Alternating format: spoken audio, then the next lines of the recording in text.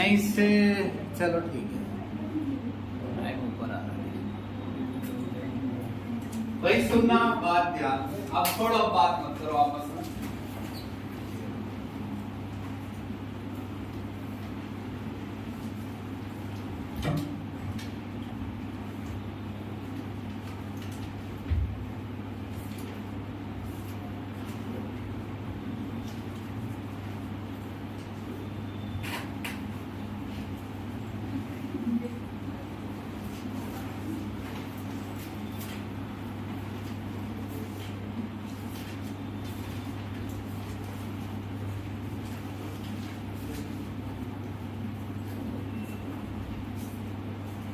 चलो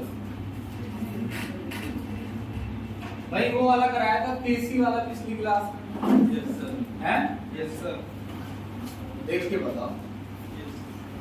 केसी वेसी कुछ आया था ना पिछली क्लास में? कैसे हो गया था सर? है ना? लिमिटेड होने लगा। हाँ तो सुनो, हाँ न्यूमेरिकल कराएंगे। 2 दिन न्यूमेरिकल कराने के लिए बहुत बढ़िया है। Gibbs free energy. भाई ध्यान से सुनना है, सुनना ज्यादा और आवाज कम कराना। देखो एक दिन ऐसा आएगा कि आपको जो यहाँ पढ़ेगा रहेगा साल भर, एक दिन ऐसा आएगा आपको इस रिकॉर्डिंग की बहुत जरूरत पड़ेगी। इसमें जो भी आवाजें आ रही हैं, जो भी आपको इन सब बातों से दिक्कत होगी, आप मुझे शर्त लगा दीजिए जाए। 2 सालों से मैं देख रहा हूँ एंड में बच्चों को बहुत ही जरूरत पड़ती है एग्जाम से पहले। समझे मेरी बात की नहीं? तो ये तू भी खराब कर, बहुत आवाज आ रही है कुछ रिकॉर्डिंगों में पीछे से। सुनो, एसी नहीं चल रहा है?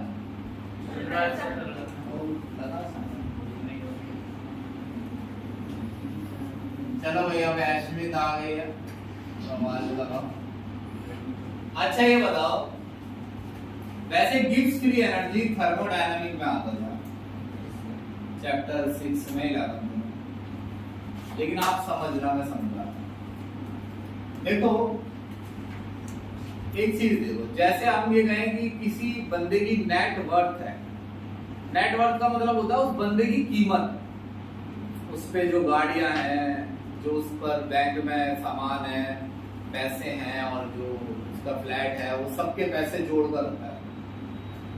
मान लो किसी की नेट वर्थ 70 लाख है, समझना मेरी बात ध्यान से, और 2 लाख उस पर कैश है, तो खर्च करने के लिए कितना पैसा अवेलेबल है? 2 लाख। वैसे कहने को तो 72 लाख है, मगर वो खर्च करने के लिए अवेलेबल। मैं घर में भूखा बैठा हूँ मान लो, और मेरे को मकान है 1 करोड़ का, और उससे ब्रेड तो नहीं आएगी अभी। तो सेम एनर्जी का हिसाब है, बॉडी में कितने टाइप की एनर्जी है ये निकालना नामुमकिन। Electronic, muscular, vibrational, translational, mechanical, kinetic, vibrational, potential, पता नहीं कितनी बोली जाए जितनी तुमसे। हीट एनर्जी, पहले तो ये कितने टाइप की है ये समझना मुश्किल है, फिर अगर समझे भी तो हर एक इलेक्ट्रॉन की इलेक्ट्रॉनिक एनर्जी निकालना मुश्किल है, फिर उन्हें जोड़ना भी है,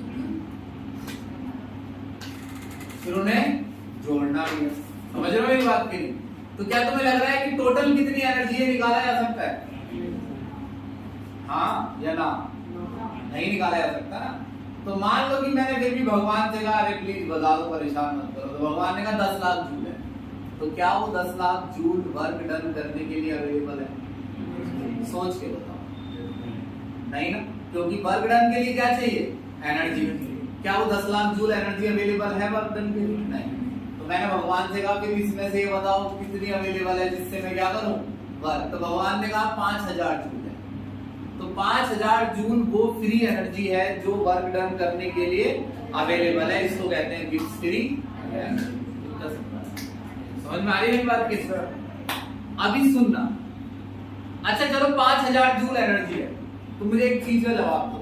तुम्हें मान लो सरोजनी नगर जाना है, 700 रुपए की टी शर्ट है, तो 700 रुपए लेके जाओगे जतिन घर से?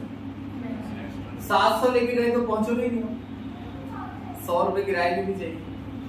तो अगर 5000 जूल शरीर में फ्री एनर्जी है, तो क्या हम 5000 जूल वर्क करेंगे? तो हम हीट की फॉर्म में एनर्जी लॉस भी करेंगे। ये छोटा सा भाषण मैंने दिया है, यहाँ से तुम्हें समझ आ गई गिब्स फ्री एनर्जी। अब ये स्टोरी सुनना बहुत ही आसान है। मैंने भगवान ने कहा 5000 जूल एनर्जी है तुम्हारे अंदर। मैंने कहा ये लो भगवान, एसी उठाने में मैंने 5000 में से 500 जूल क्या कर लिए, यूज। दोबारा सुनोगे एक बार लास्ट वाला सेंटेंस, फिर धीरे ज्यादा समझा। 5000 जूल एनर्जी थी, मैंने ये एसी का रिमोट उठाया तो मैंने 500 जूल इसमें क्या किया है, वर्क। अब कितनी एनर्जी है मेरे अंदर, 45। तो अब मैं तुमसे ये पूछूं कि अगर मैंने जितना मैं वर्क खुद करूंगा, खुद शब्द पर ध्यान देना, खुद का मतलब स्पॉन्टेनियस, जितना मैं वर्क स्पॉन्टेनियसली करूंगा, जितना मैं वर्क स्पॉन्टेनियसली करूंगा उतनी ही मेरी गिब्स फ्री एनर्जी घट जाएगी। जल्दी बैठ जाओ बस ईशान,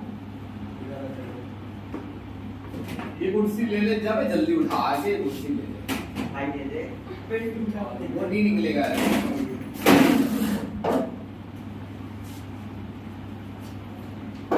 अच्छा ये बताओ, अगर मैं वर्क करूंगा तो अपनी कौन सी एनर्जी इस्तेमाल करूंगा, फ्री एनर्जी, है ना। और जितना मैं वर्क करूंगा, मान लो मैंने कितना वर्क किया है, 500 जूल, तो 500 जूल अगर मैंने वर्क किया तो मेरी फ्री एनर्जी में कितने का चेंज आएगा, -5। कितना, माइनस में जाएगी ना, तो डेल्टा जी कित में जाएगा, माइनस में। बहुत सिंपल है। अब तो नहीं तुमने लास्ट सेंटेंस कैसा सुना पता नहीं, एक बार आखिरी बार बोल रहा हूं, अगर मैंने 100 जूल वर्क किया तो कौन सी एनर्जी इस्तेमाल की मैंने, फ्री एनर्जी। तो अगर 100 जूल मैंने वर्क किया तो कितनी फ्री एनर्जी में चेंज आया, है ना। तो जितना मैं वर्क करूंगा उतना ही फ्री एनर्जी में क्या आएगा। अच्छा, अगर फ्री एनर्जी क्या होनी चाहिए, चेंज क्या होना चाहिए, नेगेटिव।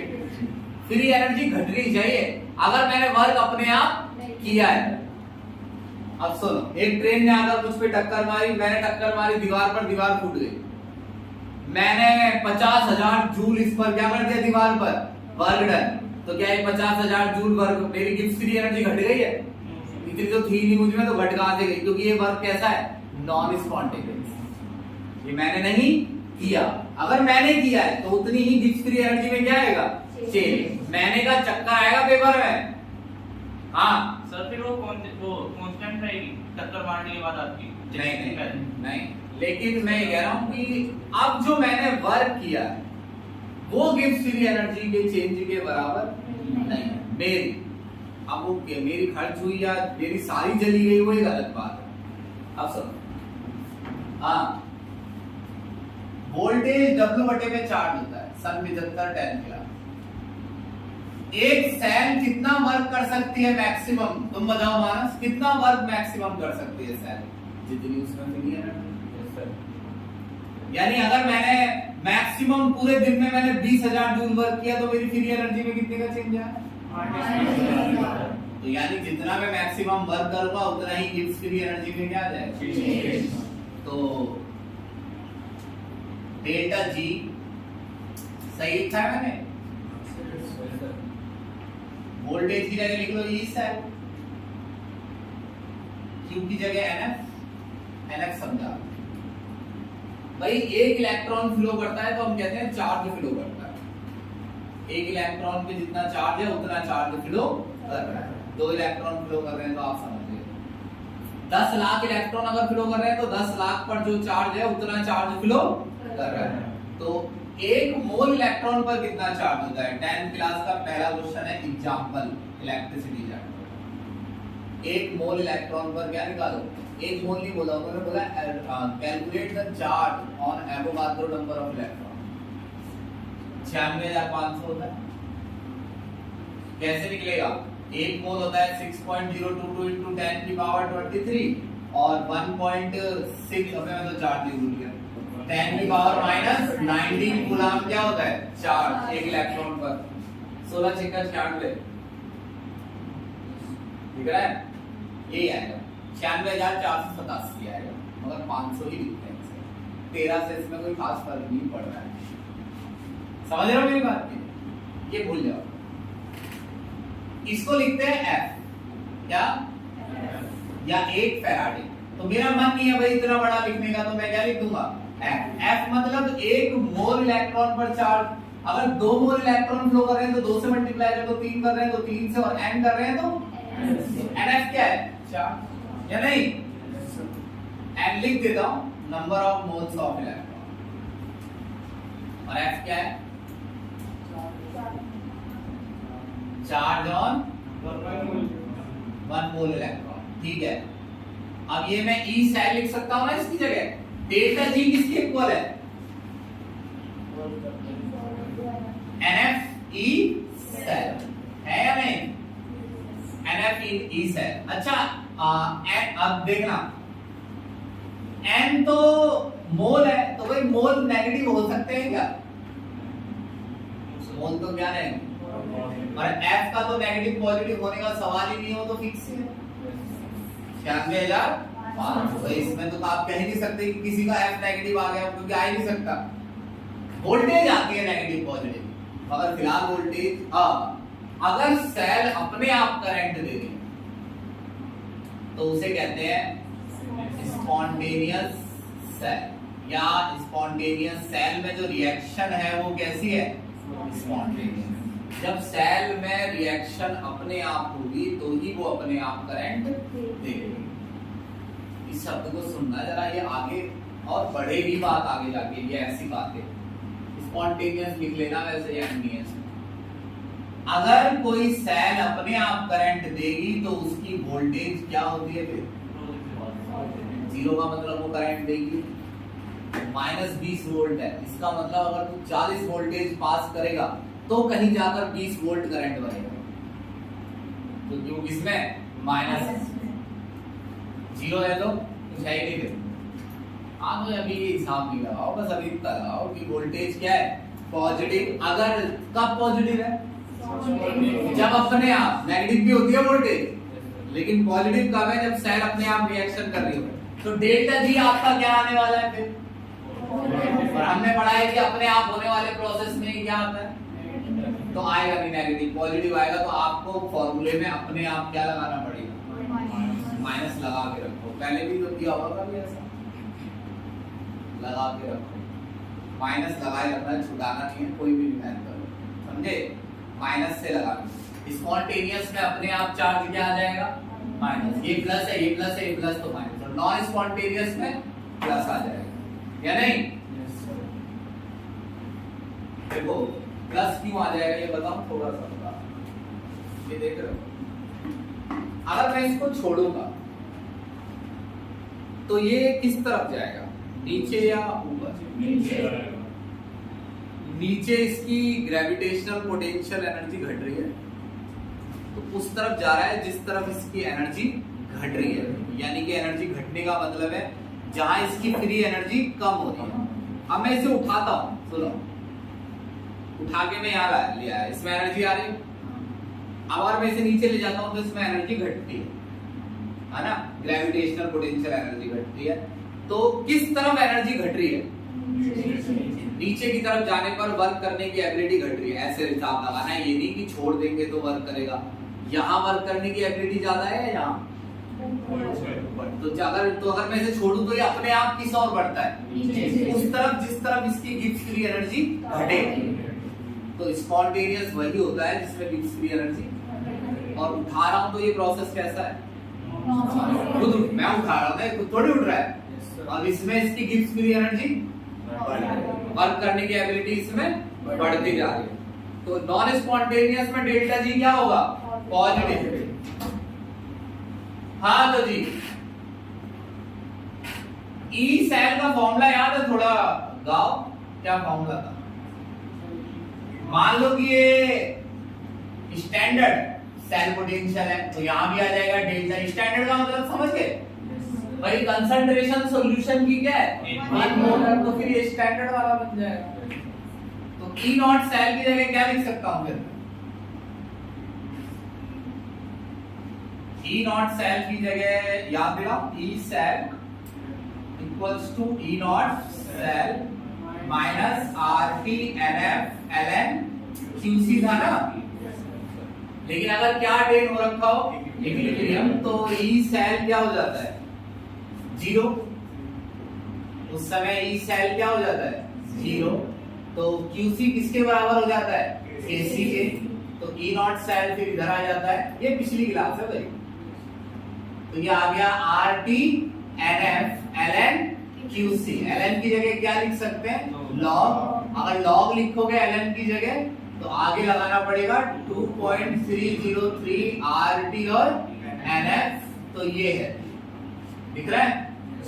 हाँ, तो मैं इसकी जगह क्या लिख सकता हूँ बताओ जरा? 2.303 R T N F log KC, है ना? एन एफ से क्या काट दो तो क्या आ गया? माइनस 2.303 आर टी लॉग केसी। क्या फायदा है इस इक्वेशन का बताओ? देखो, हर रिएक्शन का केसी फिक्स होता है। मेरे को पता है वैसे कोई सब बातें तुम्हारी समझ में आती है, मेरे समझ में आता है नहीं पढ़ा।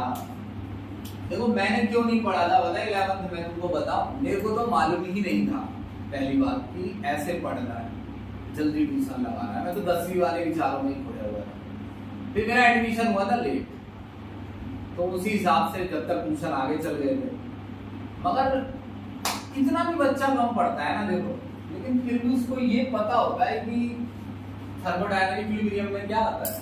केसी। इसमें ऐसा नहीं है कि कोई टेस्ट दिए हो उसने या कुछ ऐसा कुछ नहीं करना होता है, केसी होता है।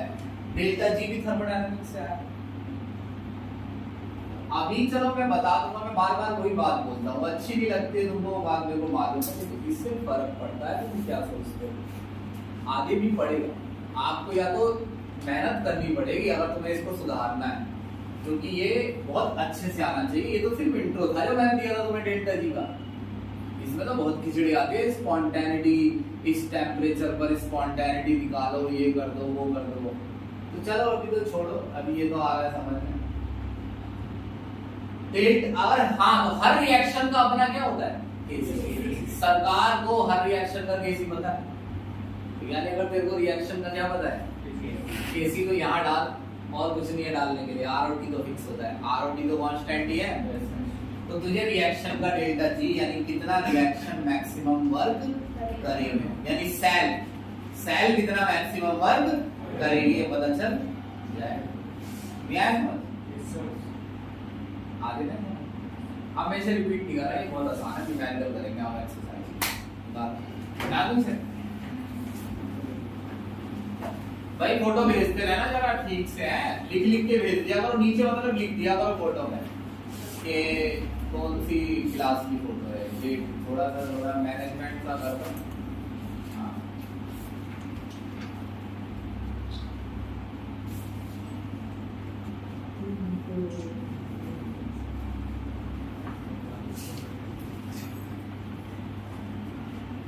आप आज मतलब 6 बजे टेस्ट है अगली शाम, 5 से 6 क्लास, या चलो 5 से 6 टेस्ट तो 6 से 7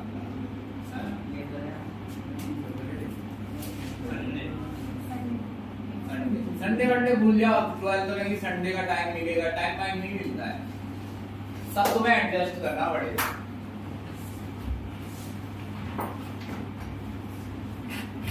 बिठा दो। Yes sir. अच्छा अब सुनो, मेरी एक बात सुनना ध्यान से, बहुत अच्छा लगेगा तुम्हें। लिखो कौन कौन से न्यूमेरिकल, वैसे तो क्वेश्चन आना ही आना है। लिखो इंटेक्स समझते हो ना? Yes sir. बीच के क्वेश्चन जो सॉल्व नहीं है, देखो इंटेक्स 3.1 से 3.6 ऐसे इसे लिखा करो, मैं सही सलाह दे रहा हूँ। इसको रजिस्टर में लिख लिया करो, लिखने से पता ज्यादा चलता है। अब लिखने से पता चलता है कि जो हमने यहाँ तक पढ़ा है उसके न्यूमेरिकल ये है। सुनो, इंटेक्स 3.1 से 3.6, एक बार फिर 3.6 की पहली लाइन पढ़ के बता।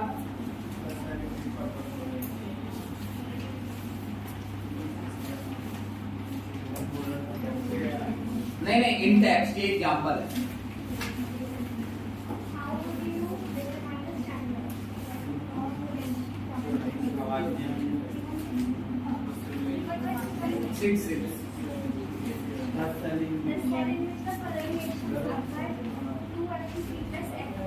हाँ 2Fe3 प्लस ठीक है। अच्छा लास्ट ईयर के पेपर निकाल लेते हो, ये क्वेश्चन आया हुआ है नीट के एग्जाम में, यही वाला, डिजिट भी चेंज नहीं है, यही वाला जो सबसे लास्ट में इंटेक्स्ट, डिजिट भी चेंज नहीं है, मतलब तुम सोचो कि उसमें कुछ बदलाव किया है, यही 3.6 है तक है। एग्जाम्पल देखो 3.4 तक होगा, 3.4 एक बार मुझे पढ़ के बताओ, एग्जाम्पल भी है ना बीच में, 3.1 से 3.4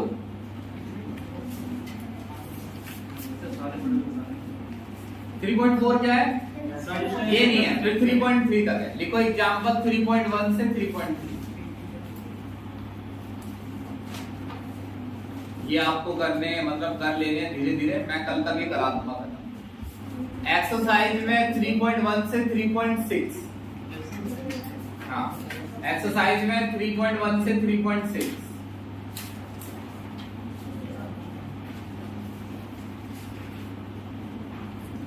ठीक है, समझ गए ना?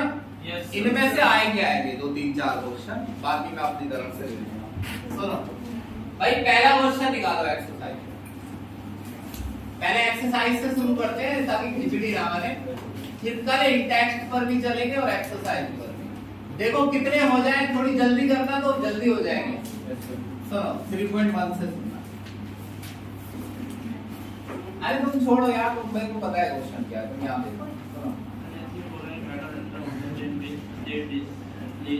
Cu2 प्लस, अरे सुनो मेरी बात सुनो,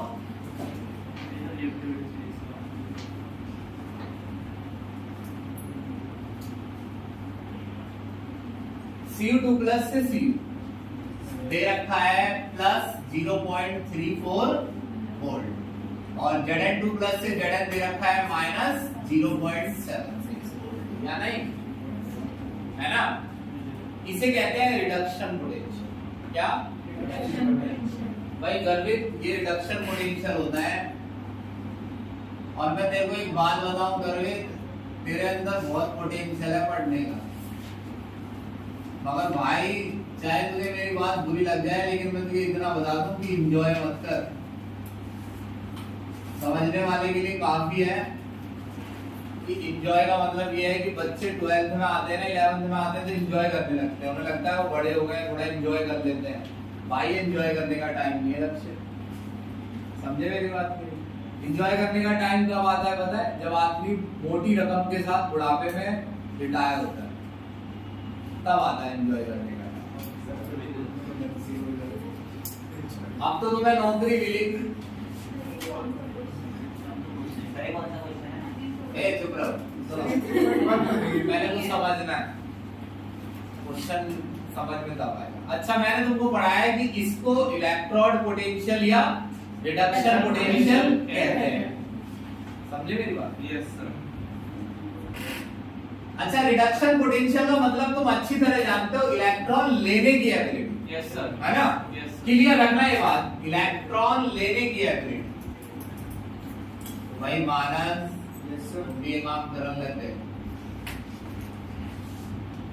सुनो भाई, ये मान लो सैंडी है और ये कैंडी है, मैंडी भी आएगा किसी दिन, ये सैंडी है और ये कैंडी है। सैंडी ने इलेक्ट्रॉन दिया कैंडी को, सैंडी का ऑक्सीडेशन हो गया। Yes sir. अरे मत बोलो तुम यार, सुन लो मैं कहता रहा हूँ, सुनोगे ज्यादा अच्छा लगेगा। तो इसकी क्या है, ऑक्सीडेशन जो होता है, जिसका ऑक्सीडेशन होता है, हाँ नहीं, इसका क्या हो गया, रिडक्शन। तो जिसका रिडक्शन, इसका रिडक्शन किसने कराया है? कैंडी आ रही है, मान लो बाल इधर उधर टेढ़े मेढ़े हैं, पूछा गाँव वालों ने क्या हो गया, तो कैंडी ने क्या बताया, सैंडी ने मेरा क्या कर दिया, रिडक्शन। तो जिसका, तो ये क्या है, रिड्यूसिंग एजेंट। ये क्या है भाई, रिड्यूसिंग एजेंट। ये बात करनी नहीं चाहिए सर, क्या बना रहे हो? हाँ, तो जिसका ऑक्सीडेशन हुआ है वो क्या है, रिड्यूसिंग एजेंट, या फिर क्या है, रिड्यूसिंग, या तो वो रिड्यूसिंग एजेंट है या वो क्या है, या हम कहेंगे सैंडी में क्या है, रिड्यूसिंग पावर। क्या है, ये शिवम अलग अलग शब्द है दोनों, ये ध्यान देने वाली बात है। रिड्यूसिंग पावर अलग है, रिडक्शन पोटेंशियल अलग है। देखो मेरा हाई रिडक्शन पोटेंशियल है तो मुझ में इलेक्ट्रॉन लेने की एबिलिटी हाई है, लेकिन अगर मेरी हाई रिड्यूसिंग पावर है तो देने की हाई। देखो यहाँ पे रिड्यूसिंग पावर किसको होती है? जो इलेक्ट्रॉन लेता है।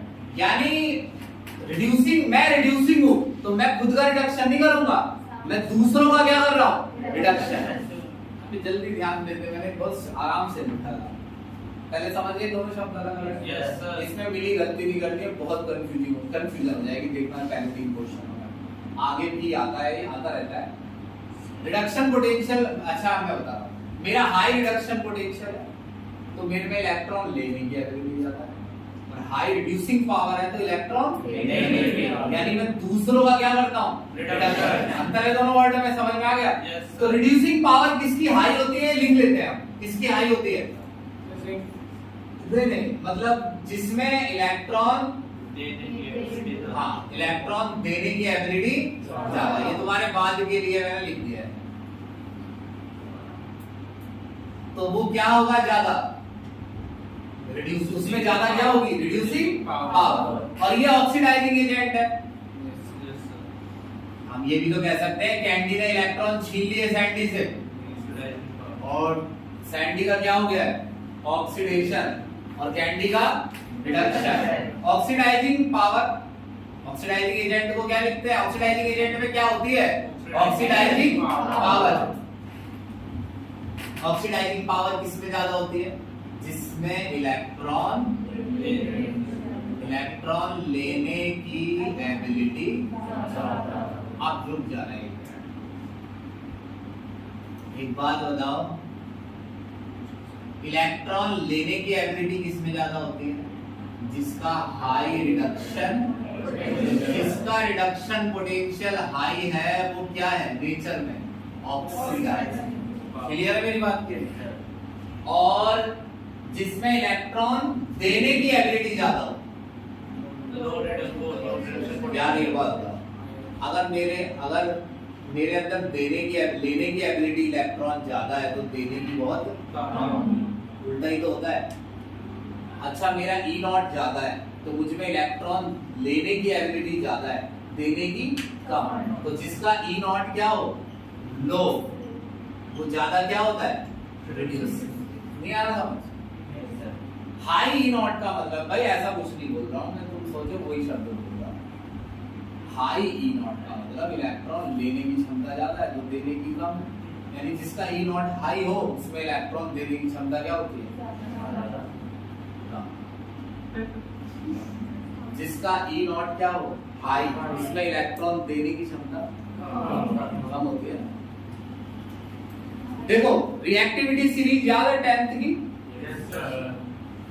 नीचे जाओ, नीचे मिलेगा कॉपर, E नॉट है plus 0.34, silver plus 0.80, gold plus 1.9, पता नहीं 7 ऐसे कुछ समथिंग, यानी हाई E नॉट है। नीचे वाले का हाई E नॉट का मतलब उनमें इलेक्ट्रॉन देने की क्षमता कम। पोटेशियम का E नॉट सबसे कम है, -2.93, यानी उसमें इलेक्ट्रॉन देने की एबिलिटी ज्यादा है। आप ये देखो सामने लिखा है यार, इसमें इलेक्ट्रॉन लेने की एबिलिटी ज्यादा है तो देने की कम है। क्लियर है ना मेरी बात?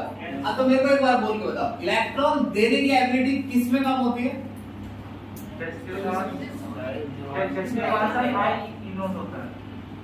जिसका इलेक्ट्रॉन देने की एबिलिटी किस में कम होती है? अब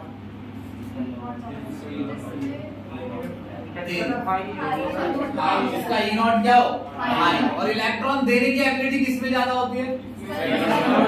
है ना? तो यहाँ चलो एक बार अलग से मेंशन कर दो, low E naught, high lose, जैसे लिख देता हूँ शॉर्ट में, और high E naught low lose, high gain है, हाई गेन। चलो ठीक है, पहला क्वेश्चन देखो, एक चीज और सीखो। ये रिएक्शन याद है? Zinc plus copper sulphate, arrow zinc sulphate plus ठंडा, चार्ज कितना है जिंक पर? जिंक कैटायन ही है, जिंक सल्फेट में तो जिंक कैटायन ही होंगे। यहाँ कॉपर पे कितना चार्ज है और यहाँ कॉपर पर, तो इसमें तुम्हें दिक्कत हो रही है इस चार्ज में? कॉपर सल्फेट में कॉपर कैटायन ही तो होते हैं। यहाँ ये 0 है, समझ आ रहा है? कॉपर लिखा उसके चार्ज का, कॉपर एटम है ना तो वो चार्ज क्या है? 0। मैंने पढ़ा है जिंक ने कॉपर को डिस्प्लेस किया, ऐसे तो करता था जिंक। 10th क्लास में हमें बड़े इंटरेस्ट से पढ़ाया जाता था जिंक ने कॉपर को क्या कर दिया? डिस्प्लेस। हम भी बोलते थे भाई जिंक रिएक्टिविटी सीरीज में ऊपर आता है, ऊपर वाले नीचे वालों को क्या कर सकते हैं? डिस्प्लेस। ऐसे तो होता था। तो जिंक ने कॉपर को डिस्प्लेस किया, जिंक को अपना क्या करना पड़ा?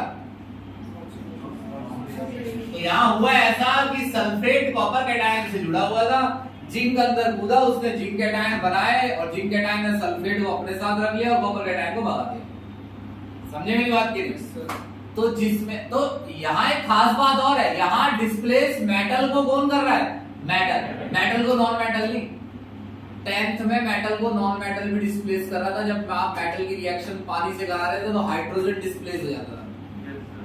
हाइड्रोजन के बबल बन रहे हैं, जो बबल तेज बना रहा है उसकी रिएक्टिविटी ज्यादा है।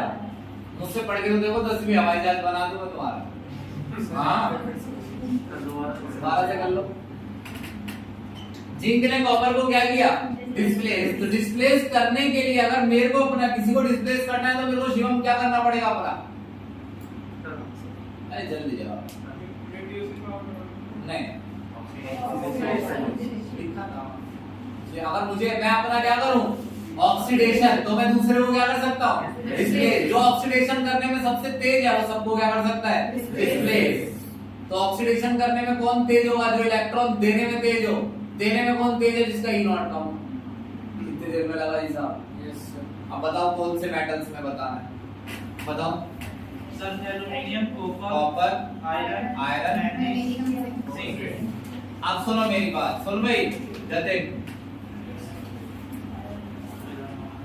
3.1 समझाने के लिए देख ले, सर ने इतना लिख दिया है, रिकॉर्ड बना दिया सर ने। 3.1 में लिखा है कि भाई मैंने आपको ये समझाया कि जिंक ने क्यों डिस्प्लेस कर दिया कॉपर को, क्योंकि जिंक में अपना ऑक्सीडेशन करने की क्षमता ज्यादा है। जिंक ने अपना तो क्या कर लिया? ऑक्सीडेशन। कॉपर कैटायन का क्या कर दिया? रिडक्शन। तो ये मेटल से अगर मेटल डिस्प्लेस हो रहा है तो ऐसा ही होता है। जो डिस्प्लेस करता है वो अपना ऑक्सीडेशन करता है, जो डिस्प्लेस हो रहा है उसका क्या हो जाता है? उन्होंने एक क्वेश्चन पूछा कि इन मेटल में से कौन किसे डिस्प्लेस कर सकता है? तो जिसमें इलेक्ट्रॉन देने की एबिलिटी ज्यादा है वो सबको डिस्प्लेस कर सकता है या नहीं? ऑक्सीडेशन करना है ना अपना, सबसे तेज ऑक्सीडेशन कौन करेगा? जिसमें इलेक्ट्रॉन देने की किसमें ज्यादा होगी? जिसका ई नॉट। क्लियर मेरी बात की?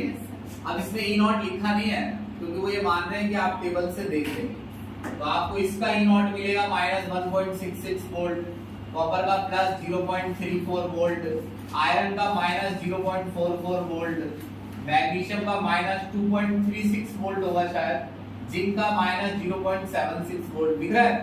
Yes sir. तो सबसे जल्दी सबको डिस्प्लेस कौन कर सकता है? है ना? और मैग्नीशियम के बाद कौन ताकतवर है? एल्युमिनियम के बाद जिंक और आयरन के बाद कॉपर। तो इस तरफ इसका मतलब है मैग्नीशियम सबको डिस्प्लेस कर सकता है, एल्युमिनियम इन तीन को, जिंक इन दो। तो इस तरफ जाने पर ऐसे लिखेंगे, ठीक है ना? ये सबको डिस्प्लेस कर सकता है। समझ गए ना मेरी बात? की नहीं आया समझ? अब भी 3.2 निकालो।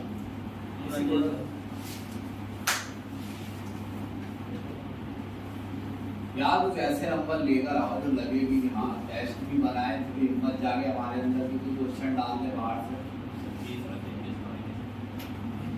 देखो दीपिका, नाम दीपिका है तुम्हारा, इतना याद रखना मेरी बात। ऐसे तो सब पढ़ रहे हैं, जैसे तुम टेस्ट देकर आए हो ऐसे तो सब पढ़ रहे हैं। पता नहीं कितने स्टूडेंट मिल जाएंगे गली गली में धक्के खा रहे हैं, कोई नहीं पूछ रहा हूँ। एवरेज नंबर है, एवरेज भी ऐसे ही। अगर कुछ करना है तो फिर मेहनत करनी पड़ेगी। और एक तो मैं बात बता रहा हूँ, सबसे ज्यादा सुकून में वही बच्चा जीता है जो सिर्फ पढ़ता है। बहुत सुकून रहता है उसके दिमाग में गिल्ट सा निकला हुआ होता है, उसको अपने ऊपर कोई गिल्ट नहीं होता है कि मैंने पढ़ा नहीं है ये चीज। कितना भी तुम एंजॉय कर लो, अगर तुम पढ़ नहीं रहे हो ना, तुम टेंशन में ही सोओगे और तुम हमेशा ये सोचते हो हर सेकंड कि मैं पढ़ नहीं रहा है। दिमाग में तुम्हारे रिपीट रहती है दिमाग में बात कि मैं पढ़ नहीं रहा, मगर मैं फिर भी पढ़ नहीं रहा। और मैं ये कह रहा हूँ ये शुरुआत चल रही है, और ये भी नहीं तू कहे कि पीछे का कैसे याद करो, रिकॉर्ड भी कर रखा है। आज चल सॉल्यूशन छोड़, इलेक्ट्रो से पढ़ ले, और बहुत पढ़, बहुत का मतलब 10-10 बार पढ़। ये नहीं मैंने एक पैराग्राफ पढ़ा ये तो मेरे समझ में आ गया, ऐसे नहीं करना है वो। अभी मैं उसी में से कुछ क्वेश्चन पूछूंगा तो समझ नहीं आएगी, उसको ऐसा कर दे कि जैसे मेरे को याद रहती है चीजें, समझ रहे हो, ऐसा बिल्कुल, तब जाके कुछ परफॉर्मेंस आएगी। मिटा दो इसे। अगर सिर्फ तुम ये सोचोगे ना कि हमारे सर मेहनत करें, बस हमसे ना पूछे वो कि हमारे नंबर कम आए तो हमसे कुछ ना कहें, और हमारे टाइम पर टेस्ट लें, हमारी सारी बात मान लें, और वो बहुत मेहनत करें, तो ऐसा कर लूंगा मैं, लेकिन फिर वो कोई फायदा नहीं। फिर बस वो यही है कि जो पढ़ने वाला होगा वही आगे बढ़ेगा। सुनो, बस एंजॉय मत करना 12th क्लास। 3.2 बताओ। हाँ मैं बताऊं, पोटेशियम लिखा है, तुम बस मुझे मेटल्स बताओ। पोटेशियम, मैग्नीशियम, सिल्वर और क्रोमियम। अच्छा सुनो मेरी बात सुनो, और वो भी है Hg। अच्छा सुनो, -2.93 वोल्ट, मैग्नीशियम -2.36 वोल्ट है, चेक करना। 37, सिल्वर +0.80, यस सर, क्रोमियम का भूल जाता हूँ,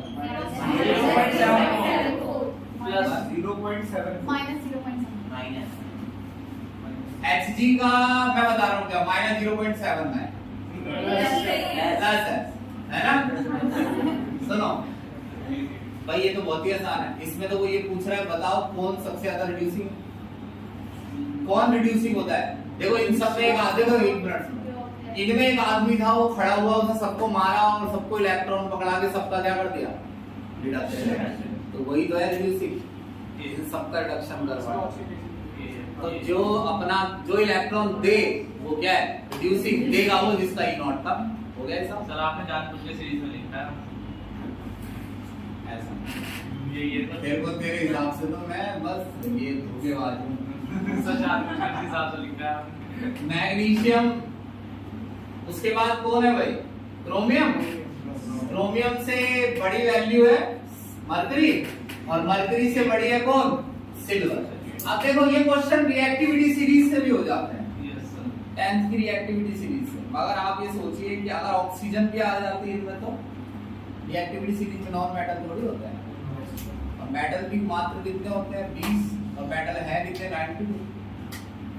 समझ रहे हो, यस तो सर। क्यों नहीं कर रहे उसका इस्तेमाल, क्योंकि अगर कोई ऐसा मेटल आ गया जो रिएक्टिविटी सीरीज में नहीं है तो कैसे सॉल्व होगा।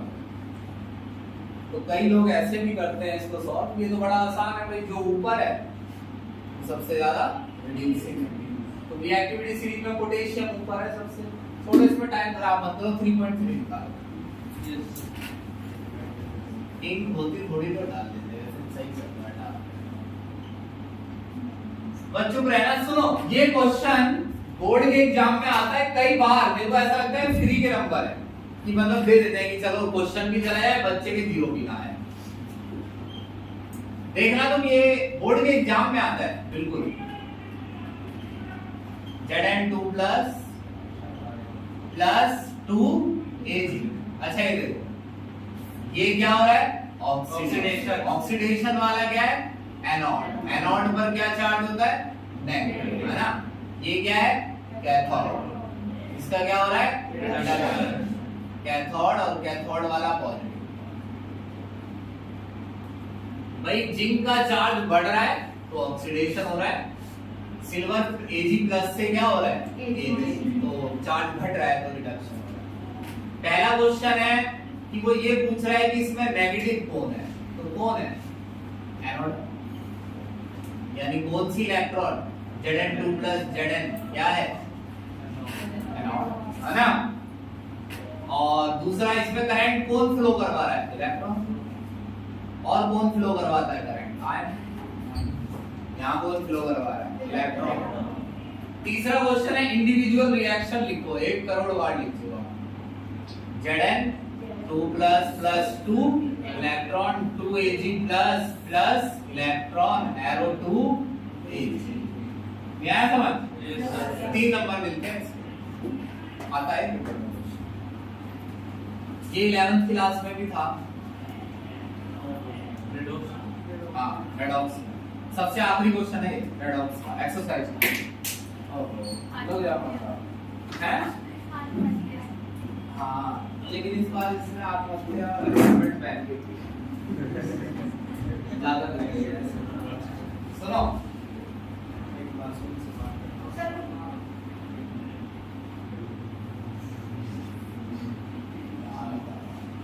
बता रहे हो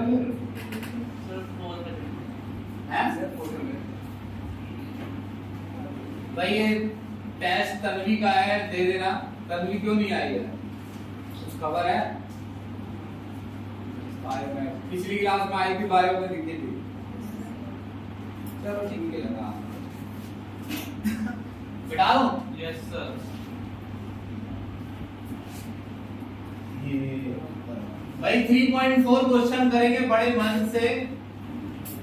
चलो जी बताओ क्वेश्चन क्या है 3.4? सेल रिप्रेजेंटेशन दी है ना उसमें, है ना? देखो ध्यान से भाई, दोबारा पूछ रहा हूं मैं आपसे, सेल रिप्रेजेंटेशन दी है ना 3.4 में?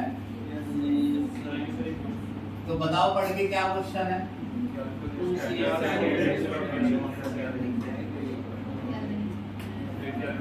भाई मानस तुमने रिकॉर्डिंग नहीं देखी 3 क्लास? अरे यार ये तो कोई बात नहीं। ये है 3.4। अरे यार सुनो, ये क्वेश्चन बहुत बोरिंग है।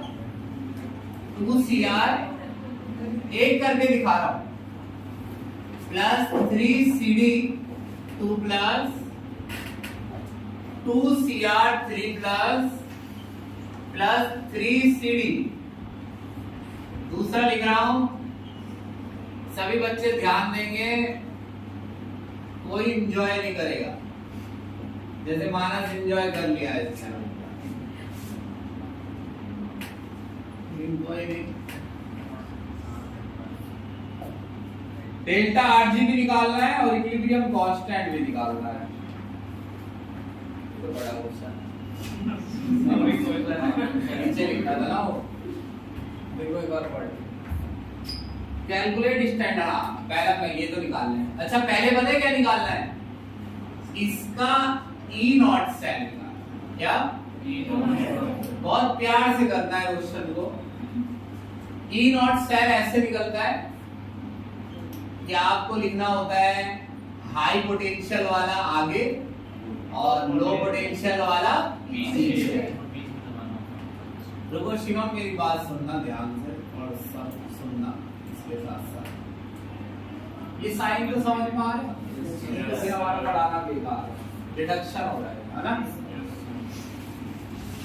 क्रोमियम का तो हो रहा है ऑक्सीडेशन, जिसका ऑक्सीडेशन होता है उसका E0 लो होता है। तो लो वाला कहाँ लिखा है मैंने? पीछे।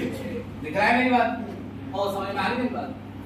ये रिडक्शन हो रहा है ना, तो रिडक्शन किसका होता है? जिसका E0 हाई। मेरे को नहीं पता कितना है, मगर इतना पता चल रहा है रिडक्शन हो रहा है, तो इसका ही हाई है। भाई ध्रुव सुन रहे हो तुम बात की? बस कोई गमे जिंदगी लग गया है।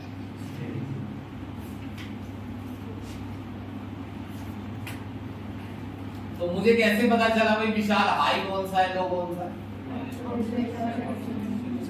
बिल्कुल क्लियर बोल दो एक बार।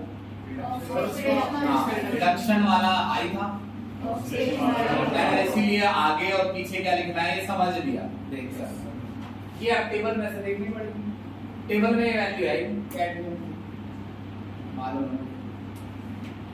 नेट में देखो क्या value cadmium E not of cadmium डालो ऊपर आ जाएगा। क्रोमियम की है -0.74 वोल्ट। इसकी बताओ तुमसे मिलकर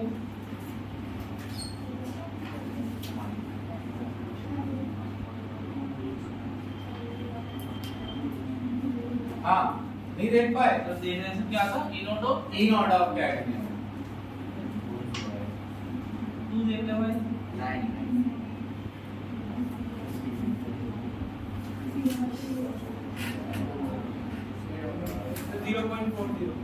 प्लस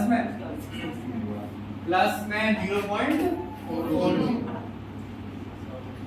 अब तुम देखो मेरे को तो थोड़ा लग रहा है कि ये वैल्यू सही नहीं है, लेकिन चलो कोई जो भी है तुम समझ गए ना कि भाई वैल्यू बताओ तो ही होगा। टेबल में कैडमियम नहीं दिया है, कौन सी टेबल?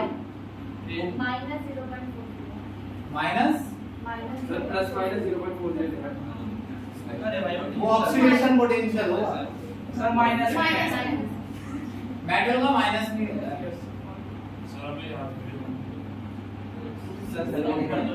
ये दिया होता है भाई पेपर में, ये नए क्वेश्चन में। अभी प्लस नहीं आ रहा है वैसे, माइनस माइनस प्लस ये बड़ी वैल्यू है, ये छोटी है। अब इसका क्या निकालना है?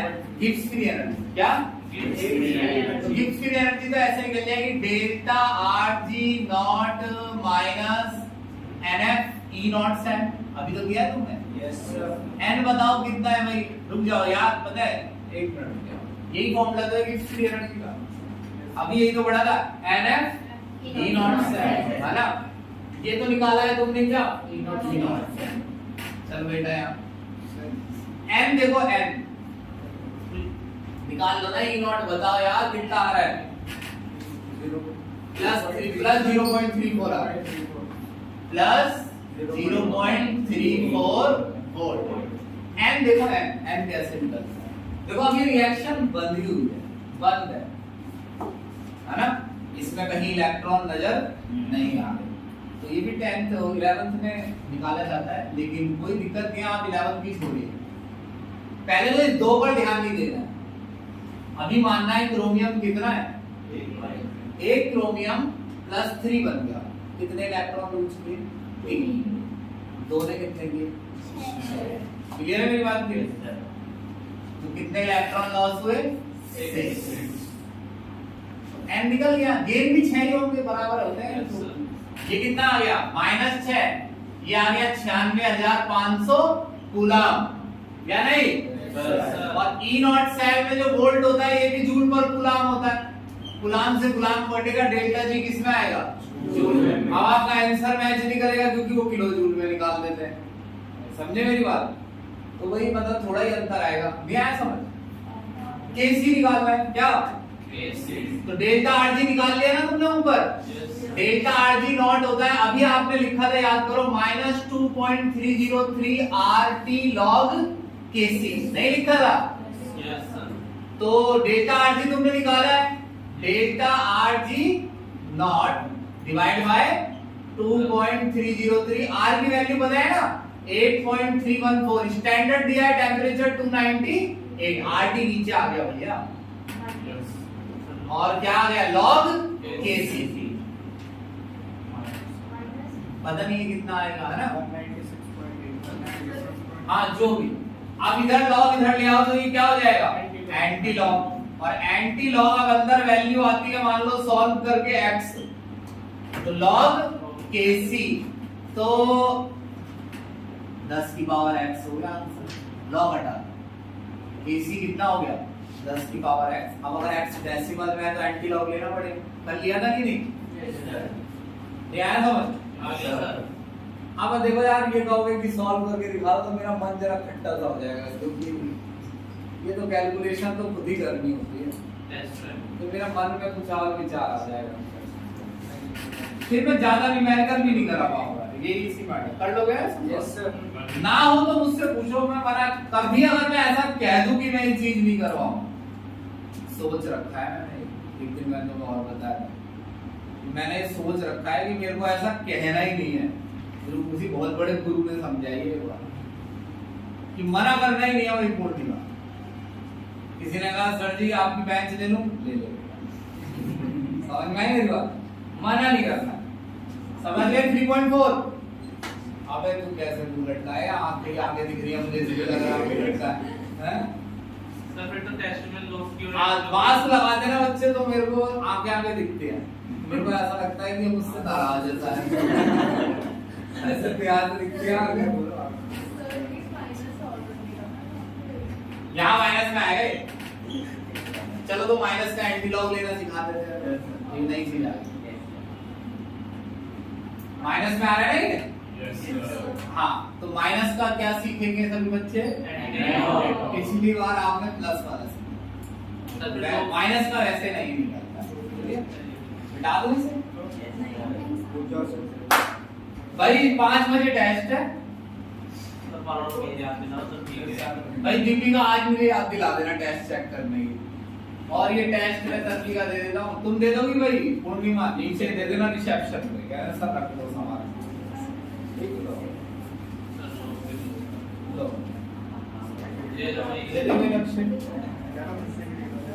क्या अगर वो आए ना तो बायो में पकड़ा देना। ये दीपिका का चेक कर दो। जिसको भाई 2-4 मिनट रुको, अभी इस बायो वाले सर तो पढ़ाते भी नहीं है ठीक 7 बजे, तो कोई भी नहीं पढ़ाता बायो वाले। सुनो मेरी बात। अरे नेगेटिव एंटी लॉग सीखना है भाई। Yes sir. भाई सभी बच्चे प्यार से सीख ले। लिखा था एक दिन एंटी लॉग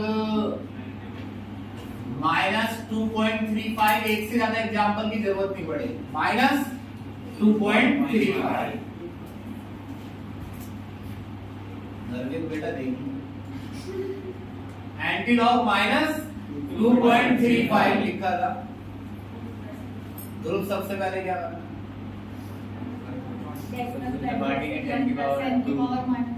10 की पावर -2.35 ये आंसर। समझे मेरी बात के लिए? एंटी लॉग -2.35 का मतलब होता है कि अगर 10 पर -2.35 लगा दिया जाए तो क्या आएगा? शॉर्ट में इसको लिख देते हैं एंटी लॉग -2.35। तो इतना लंबा लिखे कि 10 की पावर -2.35 क्या आएगा? इसको दो हिस्से में तोड़ ले जतिन।